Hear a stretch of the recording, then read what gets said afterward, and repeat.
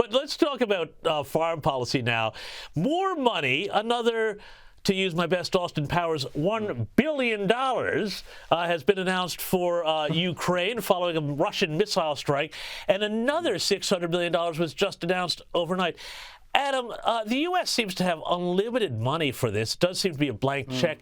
At some point, are Republicans going to make a foreign policy issue of this? I mean, I know people want to say what Putin's doing in Ukraine is terrible, but at the same time, you know, this can't go on forever. Yes. Well, just on the money point, they actually don't have the money. I mean, there's going to be a budget deficit in the US this year, I think, of $2 trillion.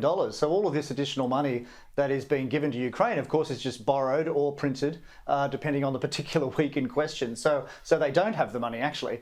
But just on the political point, most Republicans, I think 60-70%, do not want to lend extra support to the war in Ukraine for various reasons. And if the Republican leadership in Congress listens to its supporters, then it should not support this this extra sum of money. I mean, it's actually more than $1 billion. I think the billion that's being referred to is actually part of a previous drawdown, I think. But the White House has actually requested another $24 billion, which will be voted upon in the coming weeks in Congress. And I think that's where you're going to see a serious political debate. I think most Americans see the war as a stalemate, as a tragedy, and I think reasonable analysts are starting to see that they're just throwing good money after bad, and the youth of Ukraine and, of course, also Russia are just dying in the process without any actual progress.